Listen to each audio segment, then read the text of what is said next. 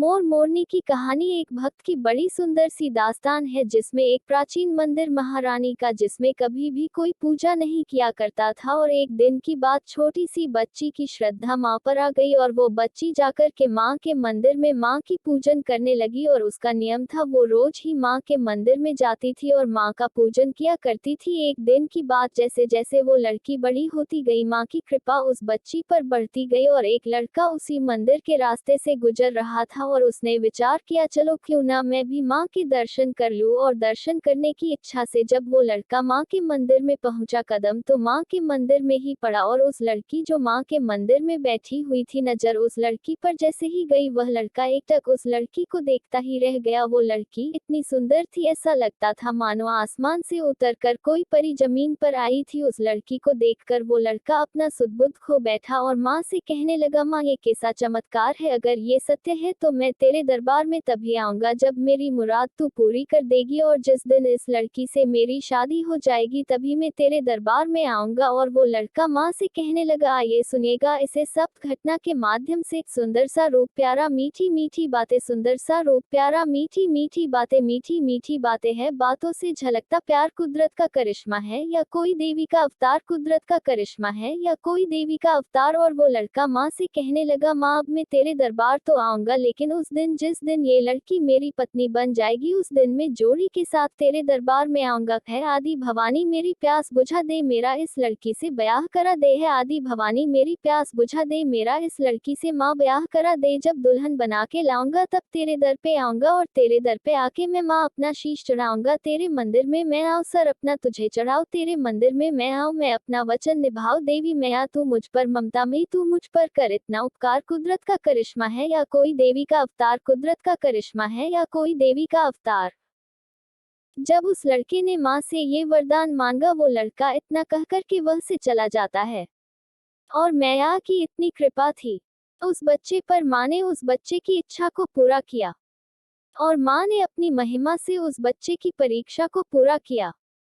कुछ ही समय के बाद माँ की महिमा से माँ की शक्ति से माँ की भक्ति से उस लड़के की उस लड़की के साथ शादी हो गई। लेकिन शादी तो हो गई और दुल्हन घर में पहुंच गई और वो लड़का भूल बैठा कि मैंने तो सर जाने का वादा किया था। और जब लड़का ये बात भूल गया तो माँ को क्रोध आने लगा और माँ ने उसे याद दिलाने के लिए कुछ गांव की महिलाओं को उनके घर भेजा और गांव की औरतें जब माँ के आदेश से उसके घर पहुंची और दुल्हन का चेहरा देखा तो एक ही बात कही कि माँ तेरी अजीब लीला है, तूने कितनी प्यारी जोड़ी बनाई है। लड़की ने जैसे ही ये बात सुनी कि इस लड़की पे तो सारी कृपा तो माँ की थी और ये लड़की जो मिली है मुझे वो माँ की कृपा से मिली है, तो लगता है इस बात को भूल गया था, आज मुझे याद आई है तो चलो चलते हैं माँ के दरबार और मनाते हैं मैया को। तो क्या कहने लगा कुछ दिन बीते तो वो समय है आया लड़का लड़की को फिर ब्याह के लाया कुछ दिन बीते तो वो समय है आया लड़का लड़की को फिर ब्याह के लाया। जब आई याद वचन की है कि तैयारी पूजन की है जब आई याद वचन की है कि तैयारी पूजन की है संग लेकर अपनी बाला और साथ में छोटा साला संग लेकर अपनी बाला और साथ में छोटा साला और देखिए साथ में अपने छोटे साले को लेकर के और अपनी पत्नी को साथ में लेकर के मंदिर के पास पहुंचा तो उसकी पत्नी बाहर खड़ी नजारा देख रही थी। तो लड़का बोले कि मैं मंदिर तो जा रहा हूँ लेकिन जो मैं करने जा रहा हूँ इन दोनों के साथ कर कैसे पाऊंगा। और माँ से क्या बोले माँ तीनों प्राणी जा पहुंचे इस मैया के दरबार कुदरत का करिश्मा है या कोई देवी का अवतार। इतना कहकर वो लड़का माँ के मंदिर में प्रवेश करता है और जाकर के सबसे पहले माँ का पूजन किया और पूजन करने के बाद मैया की तलवार निकाली और अपना सर धड़ से अलग कर दिया। बहुत देर हो गई और मंदिर से कोई आहट नहीं आई तो लड़की कहने लगी भैया जरा मंदिर में जाकर के देखो तो जीजा जी अभी तक क्यों नहीं लौटे। और साला मंदिर में प्रवेश करता है तो देखता है एक तरफ जीजा का सर पड़ा है एक तरफ धड़ पड़ा है। घबरा कर के कहने लगा कि माँ मैं अपनी बहन को कैसे मुंह दिखाऊंगा क्या कहूंगा मैं अपनी बहन से और सोच रहा है क्या सोच रहा है? कुछ देर हुई तो हृदय अकुलाया मंदिर के अंदर फिर साला आया। कुछ देर हुई तो हृदय अकुलाया मंदिर के अंदर फिर साला आया। साले को हुई है चिंता बड़ी, जीजा की देखी लाश पड़ी। साले को हुई है चिंता बड़ी, जीजा की देखी लाश पड़ी। कैसे समझाओ मन को, क्या उत्तर दूंगा बहन को। कैसे समझाओ मन को, क्या उत्तर दूंगा बहन को। त्रिशूल भवानी का लेकर, त्रिशूल भवानी का लेकर अपना सर दिया उतार। कुदरत का करिश्मा है या कोई देवी का अवतार। कुदरत का करिश्मा है या कोई देवी का अवतार। बहुत समय बीत गया और जब भाई भी नहीं लौटा, पति भी तो सोचने लगी, माँ आपके मंदिर से कोई लौट क्यों नहीं रहा है, और ये मंदिर से बहता हुआ खून कहाँ से आया। और वो लड़की भागती हुई जब माँ के पास, माँ के मंदिर में पहुंची, तो देखा एक तरफ पति का धड़ और सर पड़ा था, एक तरफ भाई का धड़ और सर पड़ा था।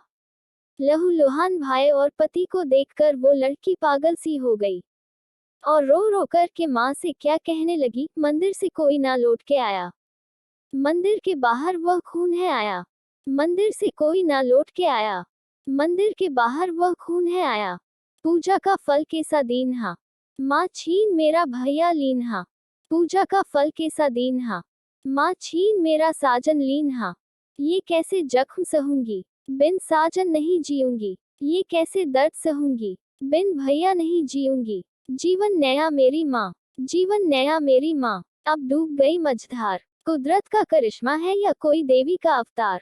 कुदरत का करिश्मा है या कोई देवी का अवतार। लड़की कहने लगी, माँ जब मेरा पति नहीं रहा, ना भाई रहा, ना मैं मायके की रही, ना मैं ससुराल की, तो मैं जीकर क्या करूंगी। इस लीला को समाप्त करके वो लड़की दौड़कर गई और माँ की तलवार निकाल ली और चलाने लगी, तो मैया की मूर्ति से एक आवाज आई और माँ ने कहा, सुन तू मरने की जिद मत कर, मैं तेरी सारी इच्छाएं पूरी करूंगी। और इस तरह से माँ ने क्या कहा, जिद करने की, तू मेरी बेटी छोड़ दे, दोनों के सर को जा धड़ से जोड़ दे। जिद करने की, तू मेरी बेटी छोड़ दे, दोनों के सर को जा धड़ से जोड़ दे। इनकी लीला अनमोल हुई, लड़की से भारी भूल हुई। इनकी लीला अनमोल हुई, लड़की से भारी भूल हुई। सर साजन का धड़ बीरन का दुर्भाग्य था बड़ा भागन का। सर साजन का धड़ बीरन का दुर्भाग्य था बड़ा भागन का। अब किसको अपना पति माने और किसको अपना भाई कहे, और किसको माने भरतार। कुदरत का करिश्मा है या कोई देवी का अवतार। कुदरत का करिश्मा है या कोई देवी का अवतार। और उस लड़की से ये बड़ी भूल हुई कि पति के सर से भाई का धड़ लगाया और भाई के धड़ से पति का सर लगाया। तो लड़की कहने लगी, माँ इसमें से मेरा पति कौन है और भाई कौन है। तो माँ ने कहा, बेटी सर तो तुमने ही लगाए हैं, तो जो गलती तेरे से हुई है उसका भुगतान तो तुझे ही करना पड़ेगा। अब तू पति को पति तो कह सकती है, लेकिन पति का रिश्ता नहीं बना सकती, क्योंकि धड़ तो तेरे भाई का है और बेटी जिस पर तेरे भाई का सर लगा है, यही तेरा पति है और इसी को तू अपना पति मान सकती है। लड़की कहती है, माँ सारा संसार तेरे को माँ मानता है, मेरे भी लाखों अरमान है कि मुझे भी कोई माँ कहे, कोई ऐसा हो जो मुझे भी माँ कहकर पुकारे। लेकिन माँ मेरी सारी इच्छाएं यहीं पर दफन हो गई। माँ ने कहा, पुत्री मैं तुझे आशीर्वाद देती हूँ कि तू माँ भी बनेगी, लेकिन तुझे अपना रूप बदलना पड़ेगा।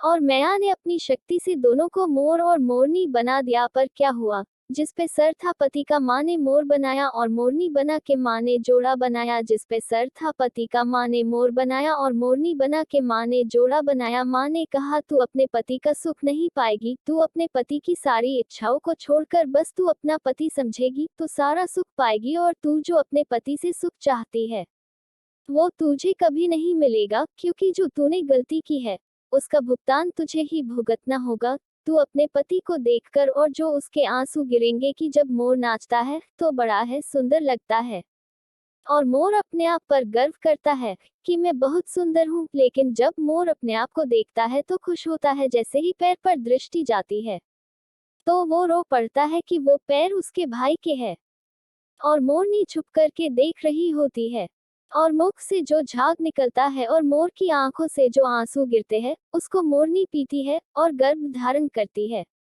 और माँ उसके मरे हुए भाई को, जिस पर पति का धड़ लगा हुआ था, उसे कबूतर बना दिया और दोनों को आशीर्वाद दिया।